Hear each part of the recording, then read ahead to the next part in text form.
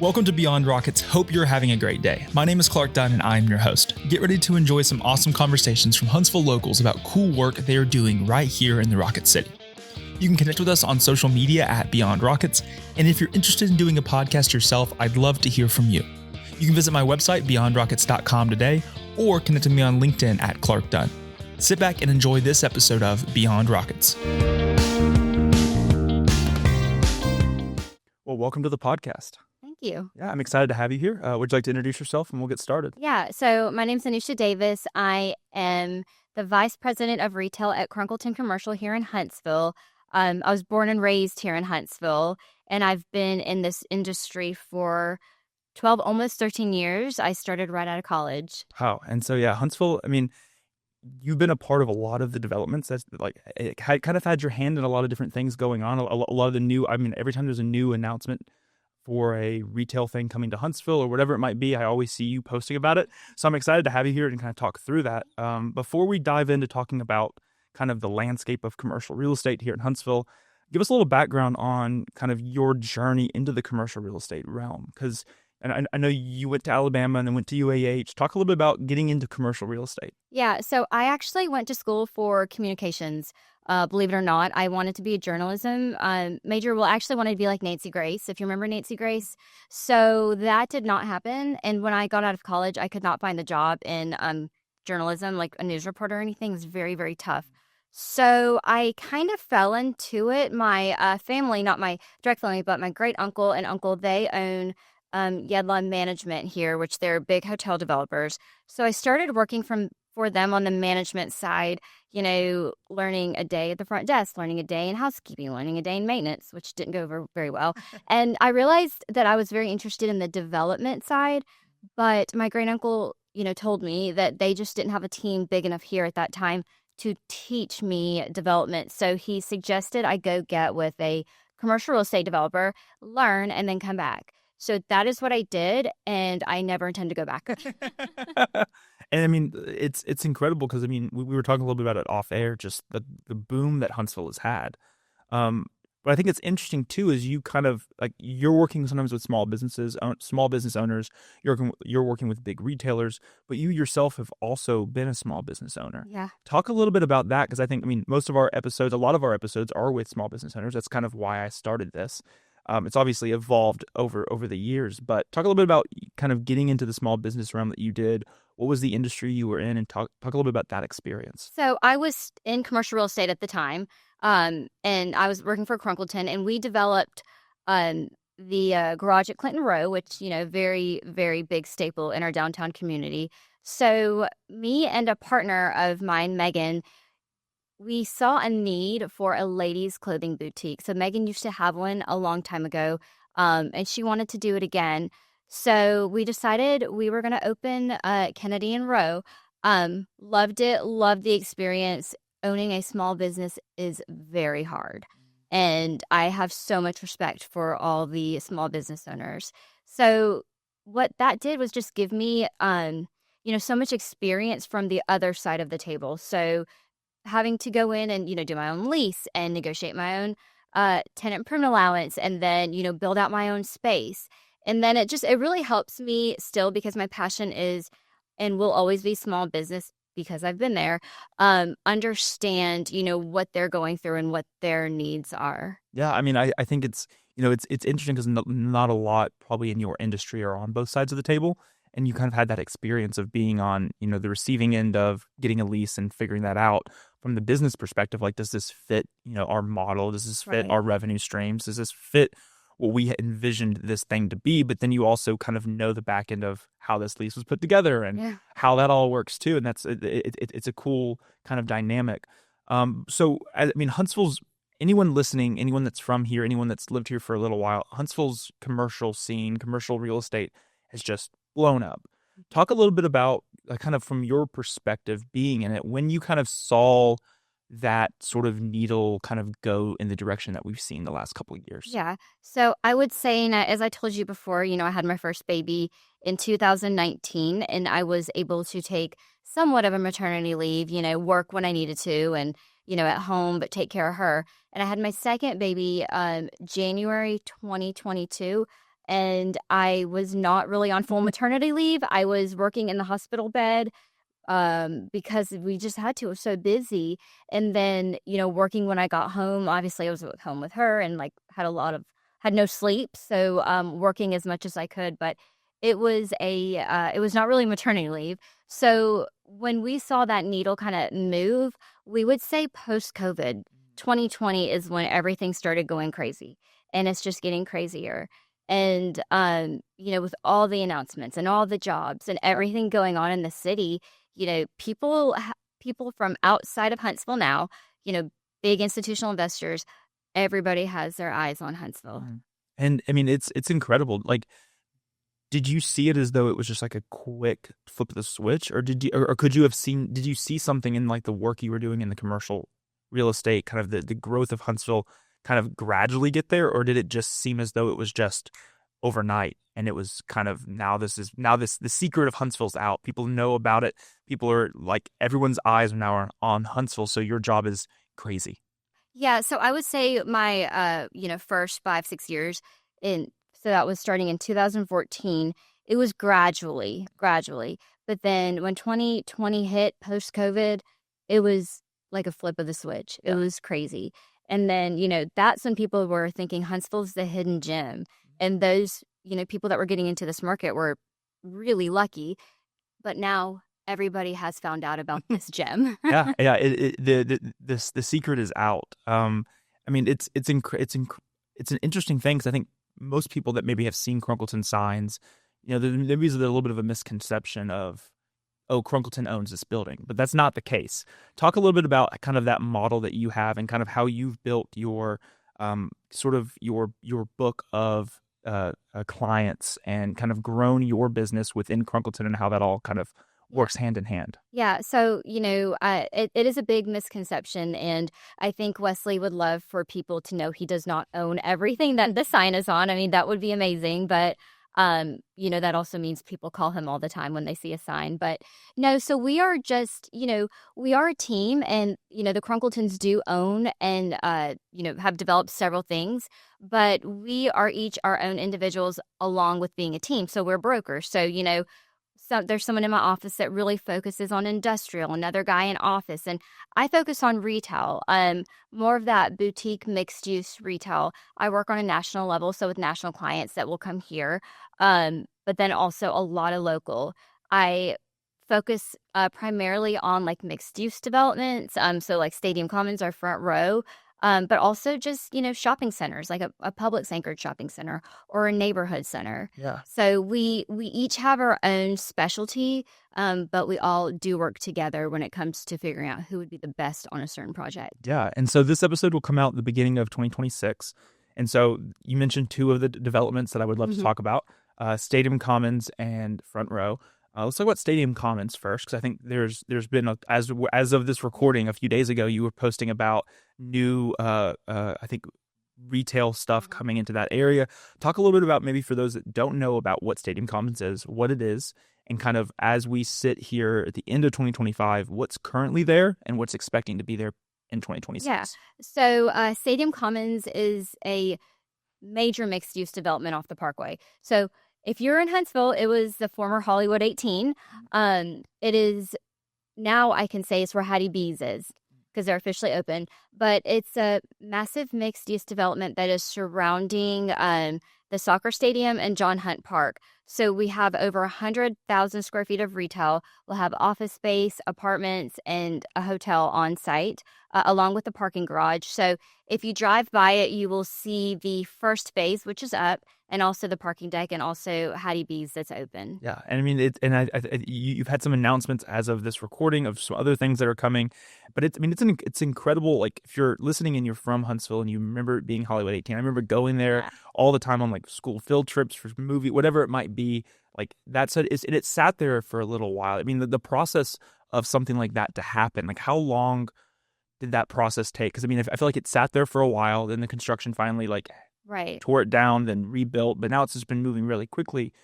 When do you sort of get involved with something like that? Yeah. So a project like that, most people don't realize this, but that could take 5-6 years, from the day we started to the where we are now. And Wesley and I, with ownership and some other people, have been working a very long time on planning that Yeah. strategically.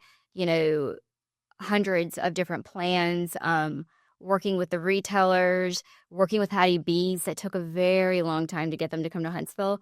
And then to where it is now. Yeah. I mean, Years and yeah. years. And it's incredible. And I think Front Row is very similar in that long journey process. Right. Talk a little bit about what Front Row is, because I'm really excited for that. I think, it obviously it's named appropriately for Right. sort of that first entrance into downtown.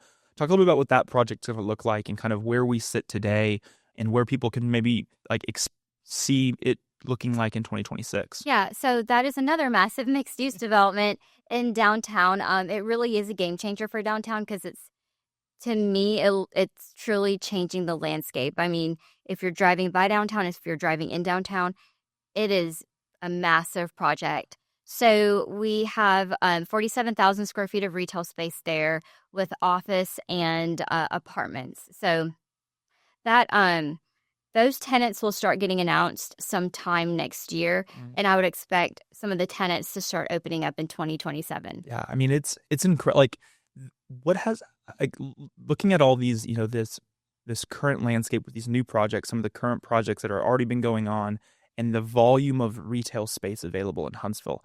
How much has that changed? Like, what is like the numbers looking like maybe even in 2021, 2022 versus today in 2025, almost 2026? How much has our volume of just retail opportunities increased? We have had a good bit of construction, but we still lack retail space. Our retail vacancy rate right now is 3.1%. To compare it to Birmingham, Birmingham's like 6.5%, and national average is about 4.1% as of today. Wow. And so, I mean, it's crazy. And there's always new announcements, I mean, they just announced earlier this week, I believe it was, with Eli Lilly coming, and like that, the amount of jobs that brings and the amount of eyes that gets to Right. Huntsville. How much of as you're talking with these national brands and kind of having these conversations about coming to Huntsville, how much does announcements like that, announcements with Mazda, Toyota, with Eli Lilly, with whatever it might be, how much does that make your job a little easier when you're trying to recruit these businesses to come? And how does it kind of, because I mean, often, especially with mixed use, I mean, especially if they're going to have apartments, stuff like that, foot traffic, the amount of multifamily properties within that development, like how much does that all play a factor into convincing this particular retailer brand that Huntsville is the next good fit for them? A lot. So, earlier in the day, most brands would overlook Huntsville. Actually, all of them would overlook Huntsville, and they would go straight to Birmingham. That has changed significantly over the past couple of years. A lot, like IKEA, first store in Alabama is Huntsville. And you're seeing that more and more. More brands are doing their first stores in Huntsville now. And that has everything to do with what's going on and what the city is doing and all these announcements. So anytime something like that comes out, I'm sending it on to those retailers. And there's a lot looking right now. We still have those that will skip over Huntsville, go to Birmingham or wherever. But, I wrote an interesting article that is called The Missed Opportunity. And, that is talking about why you're missing out if you are skipping over Huntsville, if you're not getting into the market right now. Yeah, I mean, I think it is such an interesting thing because like you said it. I mean, a couple of years ago, it would be maybe it's a Nashville, maybe it's a Chattanooga, maybe it's a Birmingham, whatever. And now it's just we're seeing so much being funneled into the Huntsville market, the Huntsville area. Are you having to do as much outreach now, or is Huntsville kind of selling itself that people are reaching out to you personally as you've built these relationships with these people? They're seeing announcements before you're even sending it to them. Yeah, so it's still 50-50. I won't say still 50-50, but it's now 50-50. I think Huntsville is on almost everybody's radar. But as far as, what I'm doing in the retail scene, it's, making sure there's a project that fits with their timeline. Yeah, and so, I mean, two other areas I would love to talk a little bit about that I think have high growth potential in 2026 is the North Parkway sort of announcements with Targets and all of that happening out there, and then South Huntsville. Yep. Let's talk first about North Huntsville. For those that maybe haven't seen the announcement and kind of what's going on, give us sort of a rundown. Yeah, so Food City, they've been announced for a couple of years. They're up and operating. So that was kind of the first thing, the catalyst, because of the Northern Bypass. Recently, the Target development, which is a huge deal, Yeah. was announced. That is a major win for the city. The city has been great in, facilitating that. So I have always had my eyes on that North Parkway corridor going towards Meridianville and Hazel Green. Yeah, I mean, and that area, I mean, I drove through there a few months ago for the first time, going out to golf at Colonial, and I was just like, this is insane. Like, Yeah. the traffic, first off, is crazy. We were talking about traffic in Huntsville, how that's changed so much. But just that the landscape of Huntsville is expanding way beyond just maybe the downtown that people used to think of. Like, if things happened, it was in this pocket or this pocket. Now there's really, the sky's the limit. There's Yeah. so much development happening over in Owens Crossroads, so much development in South Huntsville, North Huntsville, even out towards Limestone County with Eli Lilly and Mazda Toyota. We were talking a little bit about it too, of just kind of, I think of South Huntsville as sort of one of the small pockets of Huntsville that have still kind of remained to look very similar to what it was for me growing up. But we were talking about sort of the potential of South Huntsville and kind of what you see for 2026, kind of moving in even into 2027 with that South Huntsville area, maybe even south of Hayes Farms. Yeah. So, it's interesting because both you and I grew up on that side of town. And so those were our stomping grounds. So it's what we know. But, with my retail goggles on, it's like I can see what's going here, what's about to happen here, what's about to be announced here. So that is a big corridor to really watch next year. So 2 shopping centers were recently sold and will be redeveloped. And that's that's Meadowbrook Center, where A1 Appliances, and then the center across the street called Huntington, where Taziki's is. So both of those will get a major facelift, and some some new tenants.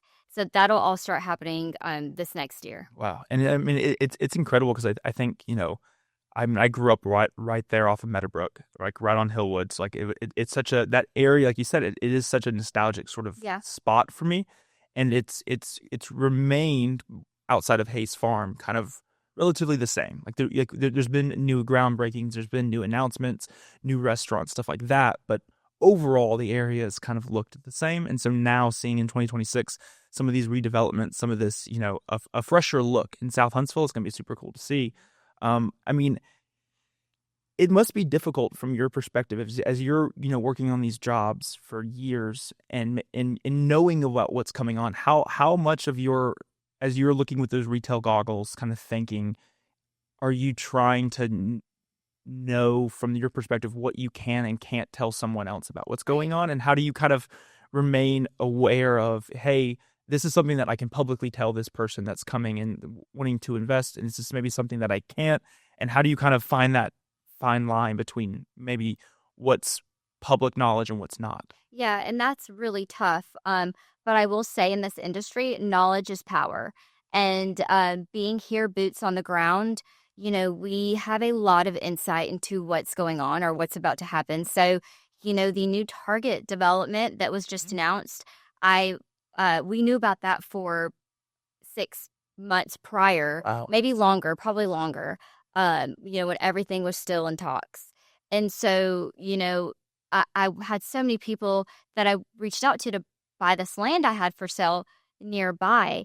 And it's, even if I was able to tell them, sometimes it's like no one believes until there's an announcement. 100%. And the day there was the announcement, I had that week 17 phone calls. Is that land you told me about still available?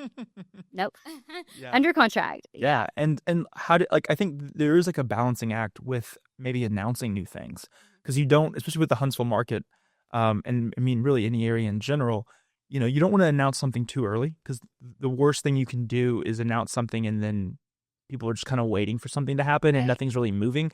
How do you, I think Crunkleton does a great job of, when y'all announce something, things are actually beginning to happen, not just, hey, it may happen in 6 months. How do you kind of see that balancing act of like when do you tell the public? When do you put up a sign? When do you start doing that to kind of match? Because obviously, like you said, target area, you knew about that for a while, but then you announce it obviously strategically to like things are actually beginning to move, things are happening. How do you kind of find that balance? Yeah, that's a great question, actually. I don't know if there's really an answer to that, but it's something that takes trial and error and learning, how long is this just going to sit there? When are we going to start construction? When are they going to start construction?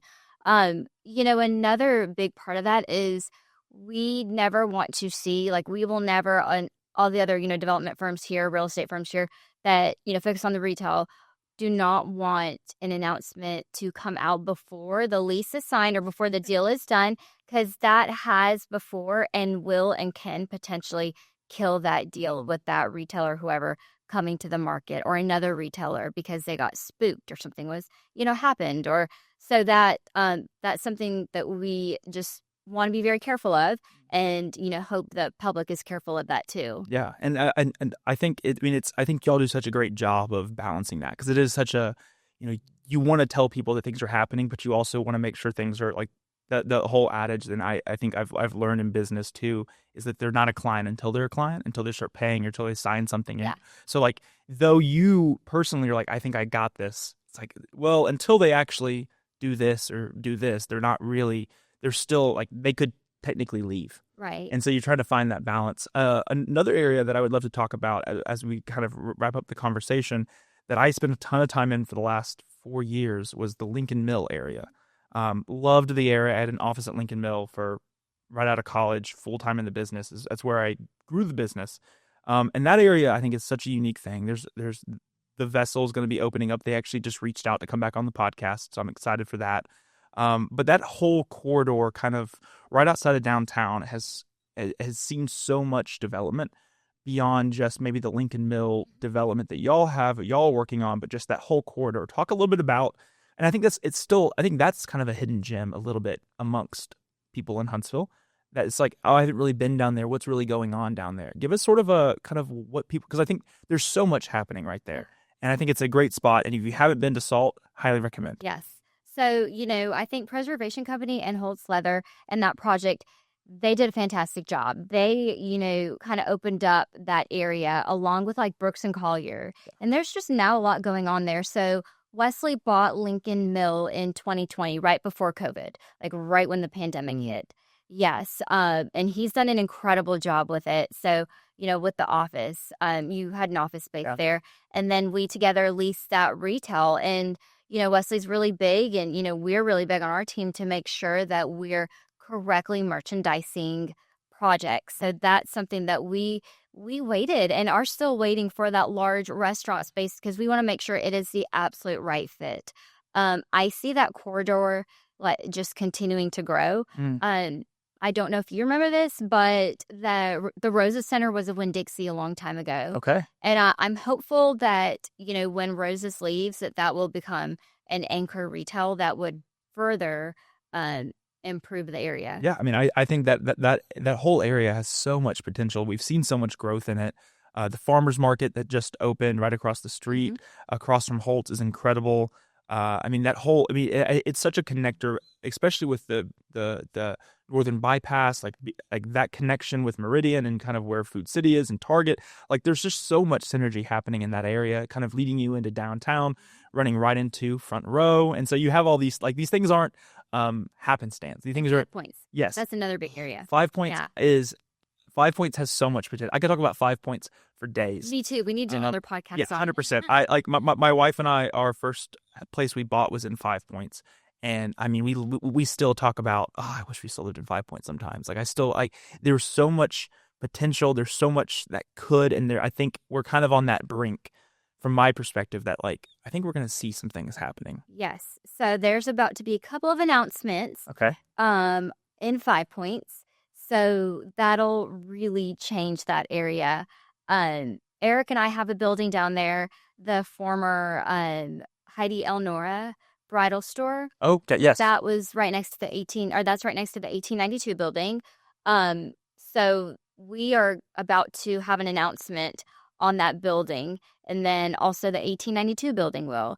And then the dry cleaner, the former dry cleaner, that building's for sale. So I think that area is really about to kind of take off. And it's right down the street from y'all's office. Mhm. And so it is such a cool little area. The Snail Bookstore, the Walker's Market. I mean, awesome places. They do amazing job. And so it's such a cool little spot. We talked a little bit about it earlier and kind of just what a day in the life looks like for Anusha. Talk a little bit about what that looks like. Obviously, we're recording this on a Friday. Yeah. So maybe Fridays could look different, but what does a typical day look like for you, and kind of what are you like? Is there certain days you're doing certain things, or is every day a little different? And kind of just give us a high level of what your day looks like. Drinking from a fire hose. Yeah. That, Okay. Perfect. Wesley says that all the time. And I'm like, you know what? We really are. It's no day looks the same. I am a type A, love to plan. And so I love to plan out my next day. Well, it can go off track, working on LOIs, working on leases, having calls with retailers, having calls with clients, traveling. I was just in Nashville. So traveling to meet concepts that want to come here, running out to a property to show it, so there are so many different things that go on. Yeah. I wish I could say that I could tell you like my typical day every day, but I don't even know that. Yeah. Because it's never the same. Yeah, never the same. And I feel like though that it can maybe get exhausting, you're always kind of running around, but it's also kind of probably part of the fun that you enjoy in what you do is that it is so different. It's not, you get to do a podcast on a Friday. You don't have to be in the office in a cubicle. You're doing whatever that might look like. You're on site. You're at Stadium Commons. I think those videos you do at Stadium Commons when that was under construction and kind of being built out were super cool. And I think, if anyone's listening and they don't follow you, they should definitely do that, because I think it's how I keep up on what's on some projects, because there's just so much happening. As we kind of wrap up, is there anything that you would want to leave the audience with as far as, what you see Huntsville kind of looking like moving in, and what can they expect to see in 2026? Yeah. So, I think 2026 is going to be another game-changing year for this city. We've got a lot of concepts, bigger concepts looking and about to announce or going to announce within the next few years once they find the right spot. It's not just things I work on, but, Mid-City is incredible. I was out there the other day and walking through the whole project. They have so much going on and so much momentum out there, along with Front Row and Stadium Commons. And then, Bridge Street. I think Tanger's doing a fantastic job of getting some of these tenants we've been wanting over there. And then, of course, Cliff Farm and Town Madison having great projects. So, the three submarkets I always tell people to watch is North Parkway, South Parkway, and also Hampton Cove. Yeah, I mean, I think those three areas, like I said, I think this is going to be a podcast that we'll probably have to do every year, because things change so much. And there's probably so many things that you can't tell me that you already know about that hopefully I'll find out about in the next few months. But I appreciate you taking the time. Of course. Taking the time. I could sit here and talk about this all day long. And I think you could too, but I think I think, the landscape of Huntsville has changed so much, and it's exciting to see what 2026 has to offer and kind of going into the 2027. But I appreciate you taking the time. Thank you. I appreciate it. It was fun.